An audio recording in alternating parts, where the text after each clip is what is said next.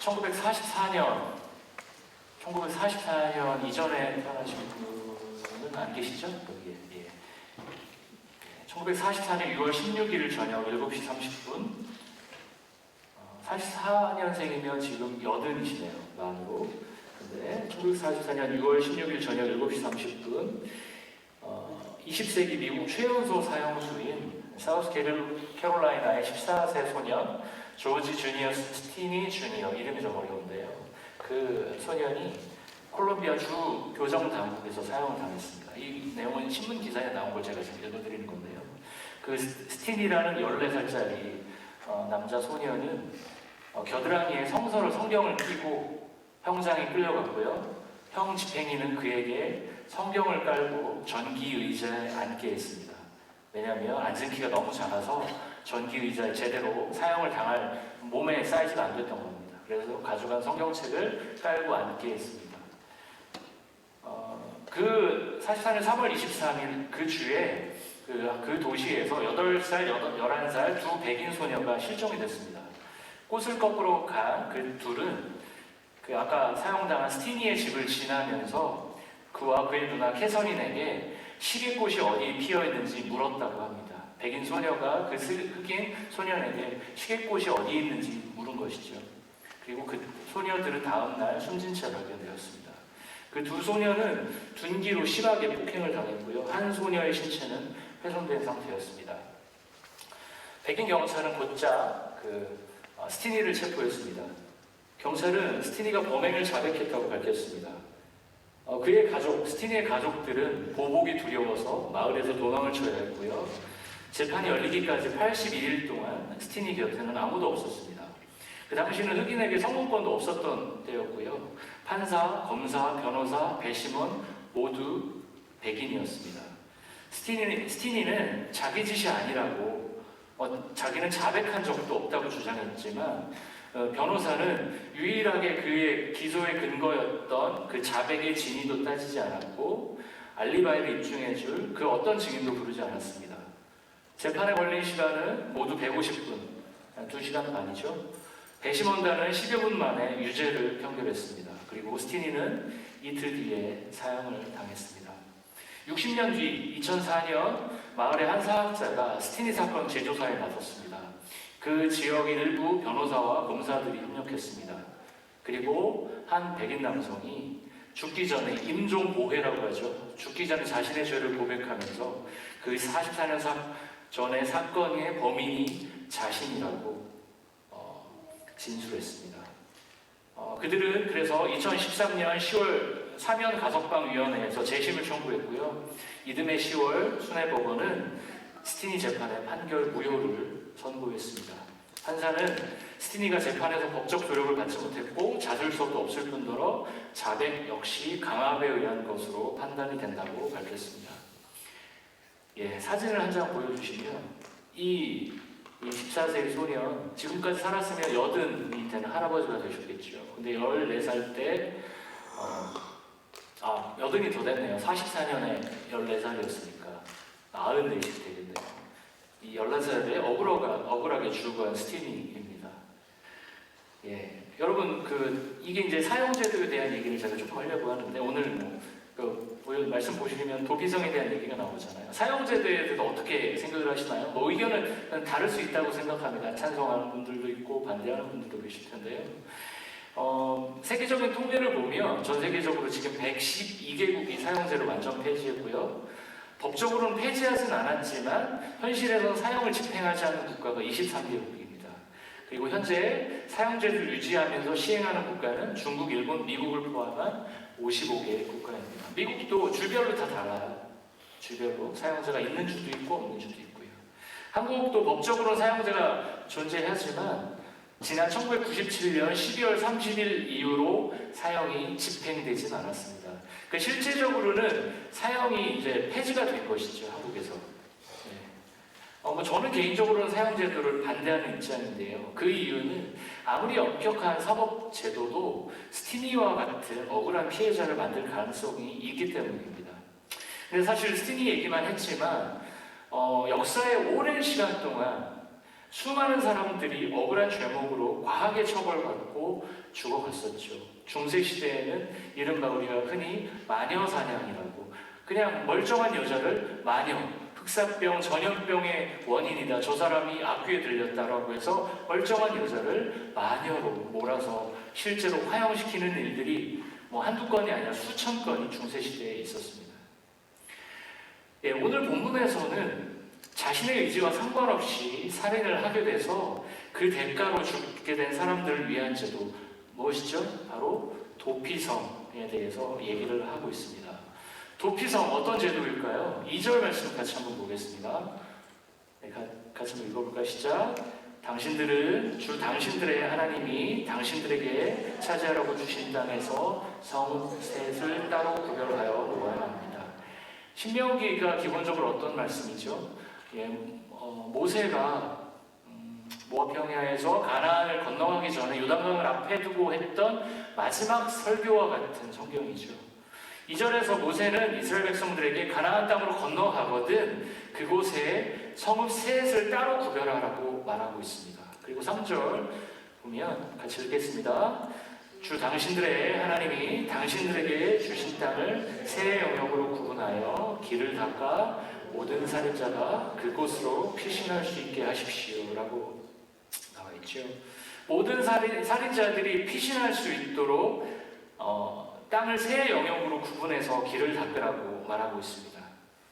그리고 4절부터 6절까지는 읽진 않겠는데요. 거기서는 도피성에 들어가서 살 수 있는 살인자들이 어떤 사람들인지 설명을 하고 있습니다.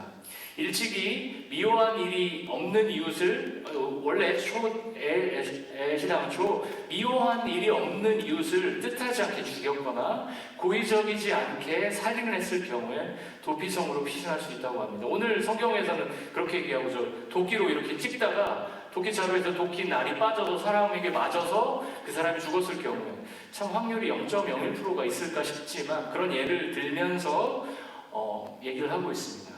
그런데 3절 말씀을 보면 사실 좀 이게 모순되는 거 아닌가 싶어요. 모든 살인자가 그곳으로 피신할 수 있게 하십시오라는 대목이 나오죠.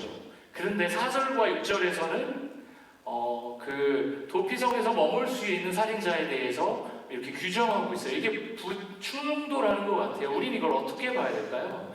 정황적으로 유추해보면 당시 모든 살인자는 자기가 살을 저지른 즉시 어디로 갔을까요? 도피성으로 도망갔을 겁니다. 살 수 있는 유일한 곳이 그곳이었죠. 거기서 장로들에 의해서 판결을 받습니다. 이 살인자가 고의로 살인을 했는지 아니면 그렇지 않은지를 판결이 내려질 겁니다. 그 중에서 합당한 사유가 있는 살인자들만 도피성에서 거주를 할 수 있었고요. 나머지는 추방을 당했을 겁니다. 현대적으로 표현해 보면 도피성에서는 일단 무죄 추정의 원칙이죠. 무죄 추정의 원칙을 기반으로 모든 살인자들을 받아들이되 이후 재판을 통해 고의성의 여부를 판단하는 것을 보여줍니다. 이 도피성은 오늘 본문인 신명기뿐만 아니라 출애굽기와 민수기, 여호수아 성경에도 등장을 하는데요. 오늘 본문에서는 도피성의 위치에 대해서는 언급을 하지 않습니다. 그런데 여호수아 20장을 보면요, 총 6곳에 도피성이 존재했다고 성경은 말합니다. 요단강을 기준으로 요단강 동편 3개, 서편이 3개죠. 사진을 한 장 보여주시면 여호수아 20장을 왼쪽에 3개 쪼르륵 있죠? 오른쪽에 3개가 쪼르륵 있습니다. 글씨는 정확히 잘 안 보이실 텐데 이렇게 동그라미 한 권역이에요. 그쪽에서 살인을 저지르면 저 동네로 도망가고 그 동그라미 안에 두 번째 동그라미에 있는 쪽에서는 가까운 도피성으로 이렇게 갈 수 있게끔 지역에 안배를 해놓은 것이죠. 모든 지역에 있는 사람들이 복수를 위해 복수를 하려고 하는 사람들을 피해 빨리 도망갈 수 있도록 위치를 저렇게 만들어 놓은 것이죠. 예, 구약의 전승에 따르면 도피성으로 가는 길은 폭이 14m였다고 합니다. 폭이 14m는 꽤 넓은 거죠. 예. 도피성으로 가는 길이 최대한 살인자들을 빠르게 도피성으로 갈 수 있도록 설계한 길이라는 것입니다. 즉 도피성의 목적이나 설계나 위치를 보면 하나님이 정말로 꼼꼼하고 디테일한 분이라는 것을 우리는 이 본문을 통해서 발견할 수 있습니다. 한 명의 억울한 사람도 만들지 않겠다라는 하나님의 의지가 보입니다. 사실 당시에 율법 중에 뭔가를 처벌하는 규정이 뭐가 있었죠? 우리가 익히 아는 거. 눈에는 눈, 이에는 이가 있습니다. 이거를 뭐 어려운 한문으로 쓰면 뭐 신학자들은 동해보복법이라고 부르더라고요. 동일한 가해, 동일하게 해를 입혀서 보복한다. 눈을 뽑았으면 상대방 눈을 뽑고, 이를 뽑았으면 상대방 이를 뽑고. 너무 가혹한 거 아닐까? 너무 막 무서운 거 아닌가? 그렇게 생각할 수 있겠죠. 근데 사실 당시에는 눈에는 눈, 이에는 이가 아니라 눈에는 죽음, 이빨을 뽑은 상대를 죽여버리는 그렇게 가혹한 복수가 일반적인 시대였다고 합니다. 그런 의미에서 이 동해보복법, 눈에는 눈, 이에는 이는 어떻게 보면 가해자에 대한 과한 보복을 방지하는 역할을 했다고 합니다. 그래서 이 동해보복법은 성경뿐 아니라 동시대 배경으로 쓰인 유명한 그 문서 있죠. 함무라비 법전에도 적혀 있습니다. 과도한 보복이 자주 일어나니까 당시 사회법에서도 이걸 제재하기 위한 노력이 있었던 것이죠. 어쨌든 이 도피성도 의도치 않게 살인한 사람들을 보호하는 역할을 했는데요. 하나님은 이렇게 세세하게 위치를 정해주면서 그곳에 길을 넓게 만들면서 세세하게 장치를 마련하면서까지 당시에 손가락질 받던 살인자들을 보호하십니다. 이것을 신약의 맥락으로 우리가 사건을 떠올려 보면 우리가 어떤 것을 떠올릴 수 있을까요? 흔히들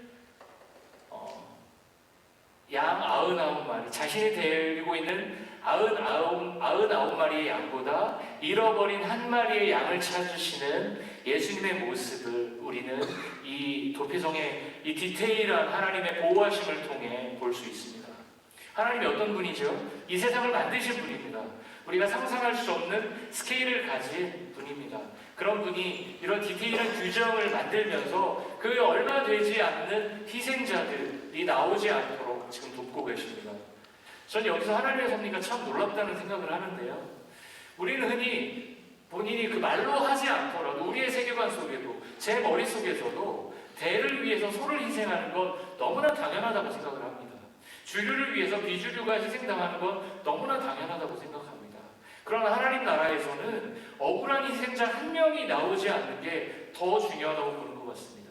사람을 몇 명의 숫자로만 카운트하는 것이 아니라 한 명의 소중한 인격체로 보고요. 하나님의 형상으로 빚어진 존재로 보는 것이 이 도피성을 통해 드러난 하나님 나라입니다. 그래서 우리가 하나님 나라 백성으로 사는 것이 늘 손해보는 것 같지만 사실 우리는 인생 역전의 삶을 살고 있는 것이죠. 저는 어린 시절 그런 생각을 많이 했습니다. 제가 어린 시절에 지구 인구가 70억을 넘었죠. 근데 당시에는 50억 정도 됐었던 것 같습니다. 그때 당시 대략 잡아서 크리스찬들을 넓게 잡으면 한 20억 정도의 인구가 있었는데요. 저는 어렸을 때 그런 생각을 했습니다.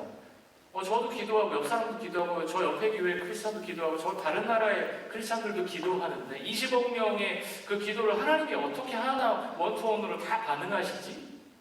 그건 불가능해요. 그래서 기도는 실제로 하나님의 반응이 있는 상호작용이라기보다는 기도하는 사람들의 정신승리에 가깝지 않을까? 그걸 거야 라고 생각을 했습니다. 근데 이거는 제가 인격적으로 하나님을 만나지 못했을 때 얘기죠. 근데 실제로 제가 인생을 하루하루 살면서 제가 했던 기도가 하나님의 구체적인 섭리 가운데 반응되어지고 내가 기도하는 것들이 하나님과의 진짜 구체적인 어떤 인터랙션이구나, 관계구나라는 걸 깨달으면서 하나님이 그렇게 디테일하게 우리의 가운데 반응하는 분이라는 것들을 깨닫게 됩니다. 하나님은 그런 분이죠. 우리의 지성을 뛰어넘는 분입니다. 정말 요즘에 AI가 나와서 이제 정말 슈퍼 AI가 나오면 20억 명의 크리스찬들이 하는 기도를 슈퍼 AI가 다 반응할까요? 인격적으로 그거에 대해서 다 반응해 줄 수 있을까요? 저 그거 한번 진짜 고민이 되더라고요. 정말 그 빅데이터들을 다 모아서 20억 명의 크리스찬들이 하는 거를 하나님이 하는 것처럼 하나하나 이렇게 이때는 들어주고 이때는 반응 없고 이때는 가능할까요? 저는 그것은 불가능하다고 생각합니다. 그건 기계적인 반응이죠. 하나님은 그런 분이십니다. 우리의 지성을 뛰어넘어 역사하는 분이죠. 그런 분이 오늘 본문에서 이런 도피성이라는 제도를 통해 그 당시에 그냥 죽음을 당할 수밖에 없었던 사람들을 보호하고 계십니다. 사실 이 도피성 제도를 통해 혜택을 누릴 사람이 몇 명이나 있을까요? 상식적으로 생각해서 그렇게 많지는 않을 것 같습니다. 그런데 하나님은 그런 소수를 위해 이스라엘 전역에 도피성을 6군데나 두라고 했습니다. 억울하게 희생되는 한 사람을 그냥 넘기지 않으시는 하나님의 마음이 표현된 공간이 바로 도피성입니다. 굳이 그렇게까지 안 하셔도 될 텐데, 하나님이 욕먹는 게 아닐 텐데, 하나님은 굳이 도피성이라는 제도를 통해 억울한 사람들을 살리십니다. 그 하나님이 지금도 그 도피성을 만들고 그 한 사람을 위해서 성을 만드는 그 하나님이 우리와 함께 하십니다. 그게 우리의 유일한 희망일 수밖에 없습니다. 그렇게 꼼꼼하고 디테일하게 회생과 구원의 기회를 주시는 분이 우리의 하나님이십니다. 그게 우리네 인생의 유일한 희망이 될 수밖에 없습니다. 그러면 도피성에 들어간 사람들은 언제까지 도피성에 살아야 할까요? 사실 도피성에 살아야 하는 사람들이 도피성을 벗어나면 언제든지 보복을 당할 수 있기 때문에 도피성에 있는 사람들은 그곳을 벗어날 수가 없었습니다. 그러나 예외가 존재했지요. 여호수아 20장 5절과 6절을 보도록 하겠습니다.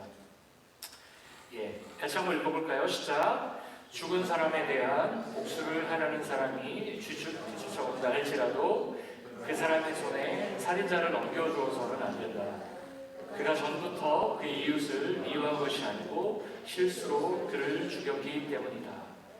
그 살인자는 그 성읍에 머물러 살다가 회중 앞에 서서 재판을 받은 다음 그 당시에 대제사장이 죽은 뒤에야 자기의 성읍, 곧 자기가 도망 나왔던 성읍에 있는 자기의 집으로 돌아갈 수 있다. 이 여호수아 말씀으로 근거를 해보면 재판 당시에 대제사장이 죽으면 도피성에 있던 살인자는 고향으로 돌아갈 수 있게 됩니다. 제가 아마 도피성에 있던 죄인이었으면, 살인자였으면 기도했을 것 같아요. 우리 대제사장이 빨리 죽기를. 그래야 내가 고향으로 돌아갈 수 있을 거야. 그건 좀 이기적인 기도지만 저는 그렇게 기도했을 것 같아요. 대제사장이 죽는 날이 도피성에 있던 사람들에게는 어떤 날이죠? 자유와 해방의 날입니다. 대제사장이 어떤 사람입니까? 일반 백성들을 대신해서 제사를 지내며 이스라엘 백성들의 죄를 담당했던 사람들이죠. 그렇다면 도피성에서 고향으로 돌아가는 조건으로 이 대제사장의 죽음을 연결시킨 것은 영원한 대제사장 되시는 예수 그리스도의 죽음을 예표한다라고 우리는 파악할 수 있습니다. 도피성이 존재하던 시대에는 살인자들 중에 고의성이 없다고 입증이 된 사람만 도피성으로서 피신하고 결국에는 목숨을 유지할 수 있었습니다. 그리고 대제사장이 죽은 이후에야 고향으로 돌아갈 수 있었죠. 그러나 현재 도피성이 존재할까요? 구약적 맥락의 도피성은 더 이상 존재하지 않습니다. 대신 우리를 위해 자신의 몸을 찢으신 영원한 대제사장 예수 그리스도가 우리에게 전해졌고요, 남겨졌습니다. 사실 구약적 맥락의 이 도피성도 소수의 피해자를 보호하기 위한 훌륭한 제도였지만 그 수혜를 받는 사람은 한정적일 수밖에 없습니다. 그러나 우리의 대제사장이신 예수를 믿는 우리들은 우리의 고의성 없음, 우리의 죄가 고의성 없다, 우리의 살인죄가 고의성 없다라고 증명할 필요가 없습니다. 그 어떤 잘못도 주님의 십자가 앞에서 용서받을 수 있기 때문입니다. 한번 상상을 해보면 좋겠습니다. 보복을 당할까 두려워 14m라고 넓게 이렇게 딱 긴 길을 미친 듯이 달려서 아니면 말을 타든 어떻게든 도피성에 들어갔겠죠. 그 살인자가 대제사장의 죽음으로 사면이 되어서 완전히 자유의 몸으로 귀향한다는 걸 상상해 보십시오. 그 살인자에게 처자식이 있었다고 생각해 보십시오. 부모가 있었다고 생각해 보십시오. 부모가 살아있을까? 내 자식들은 어떻게 변했을까? 꿈에 그리는 모습으로 자유와 해방의 귀한의 길을 갔을 겁니다.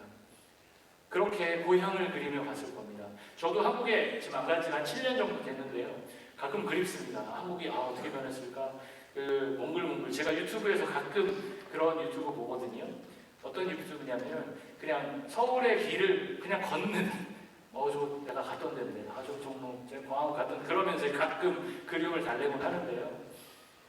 저는 이런 사정이 있어서, 이런저런 사정이 있어서 사실 안 간 거죠.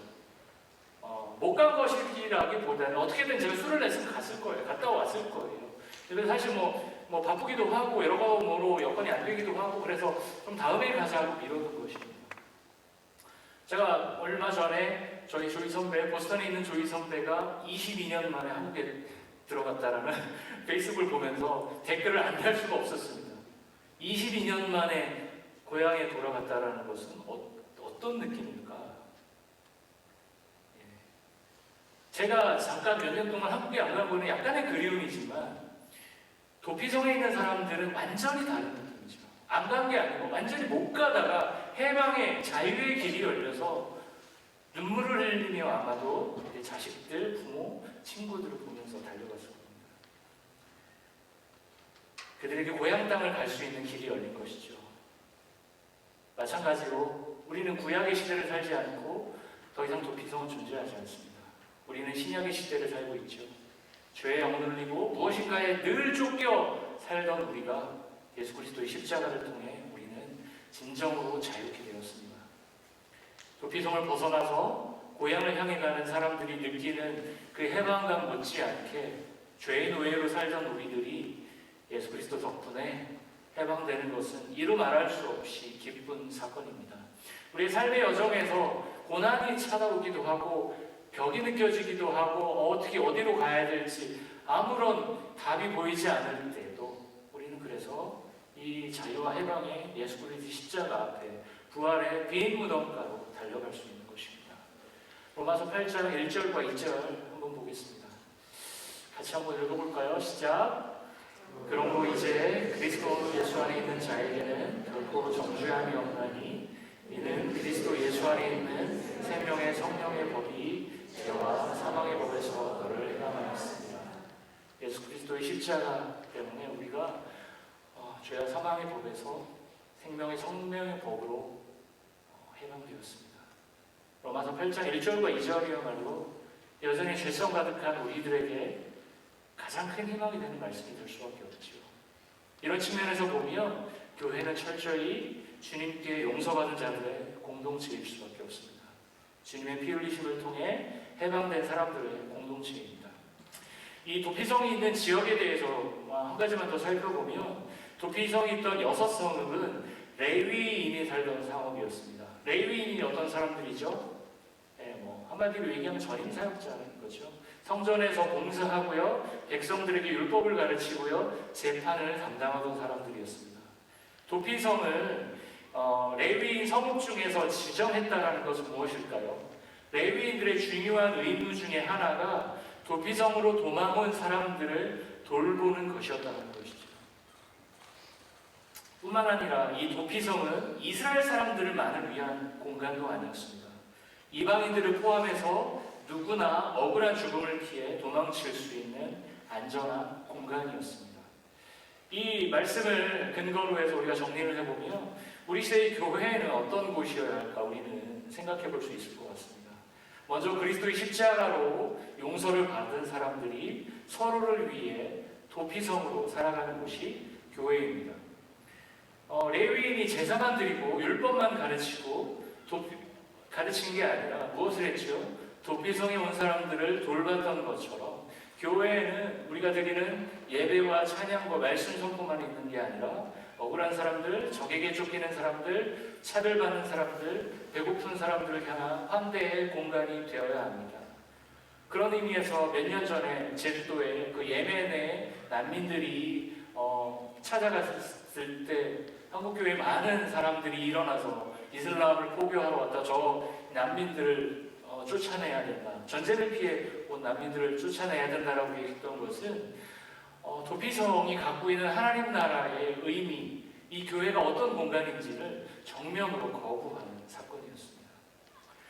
예수님으로부터 용서받은 사람들이 서로에게 도피성이 되어야 하는 것처럼 구약시대에는 하나님을 피난처로 삼고 사는 사람들은 또한 환난당한 사람들의 피난처가 되어줘야 했습니다.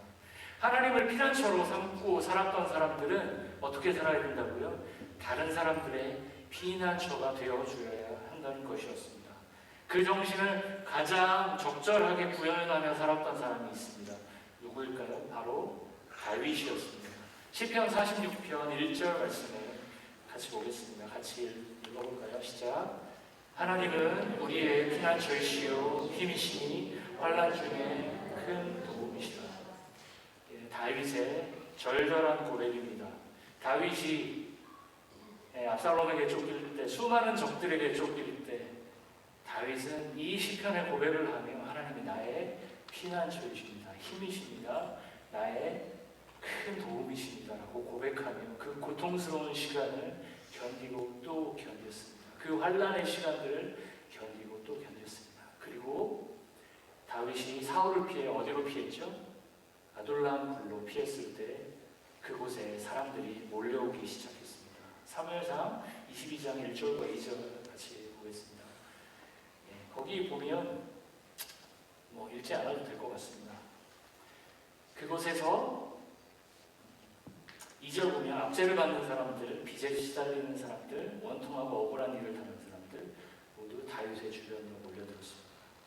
이렇게 해서 그 다윗이 그들의 우두머리가 되었을 때 400명이나 되었다고 얘기를 하죠. 당시 이스라엘 사회에서 환난당한 사람들, 빚진 사람들, 마음이 원통한 사람들이 다윗을 피난처로 삼고 몰려온 것입니다. 다윗에게 하나님은 처음이자 마지막 피난처였습니다. 다윗의 유일한 피난처는 누구였죠? 하나님이었습니다. 그것을 신약의 맥락으로 우리에게 적용한다면 우리에게 예수 그리스도는 자유와 해방을 선물해준 영원한 대제사장입니다. 다윗이 하나님을 통해 피난처를 경험했듯이 우리는 그리스도를 통해 죄사함과 자유를 경험하고 있습니다. 그렇다면 우리에게 주어진 과제는 두 가지겠죠. 먼저 날마다 자신의 죄를 들고 우리들의 도피성으로 가는 겁니다. 주님, 제가 의도하지 않았지만 이런 죄와 함께 여전히 죄성 가운데 살아가는 그런 사람입니다. 그리고 그곳에서 우리를 돌보는 레위인들과 함께 먹고 마시며 살아가는 것입니다. 내가 먼저 죄인임을 인정하고 각자의 도피성으로 날마다 향하는 삶이 우리의 첫 번째 삶의 태도여야 할 것입니다. 두 번째는 무엇일까요? 먼저 주님의 은혜를 입은 자로서 우리를 피난처로 도피성으로 삼고 오는 억눌린 사람들을 돌보며 그들을 먹이고 입히며 살아가는 것입니다. 특히 고향을 떠나와서 힘들게 버티는 이민자들에게 우리는 서로의 무엇이 되어야 될까요? 아둘람굴이 되어줘야 합니다. 제가 이제 말씀을 마치려고 하는데요. 제가 며칠 전에 말씀드렸던 그 예수기도 기억하시죠? 하나님의 아들 예수 그리스도시여 우리를 긍휼히 여겨주십시오. 우리를 불쌍히 여겨주십시오. 우리의 죄를 용서하여 주십시오. 우리는 이 예수 기도와 함께 자신의 죄를 들고 날마다 도피성을 향해 걸어가야 합니다. 더불어 예수로 인해 자유와 해방을 얻은 자로서 다른 이들을 위한 도피성으로서 아둘람 굴의 그 굴지기로서 하루하루를 살아가야 합니다. 이 두 가지 원리가 이 기독교의 가장 큰 두 가지 원리입니다. 기독교의 진리는 아주 심오하지만 어떻게 보면 아주 심플합니다. 그 단순하지만 힘있는 진리의 실천이 우리 개인과 이 공동체에 흘러넘치기를 기도합니다. 말씀을 마치도록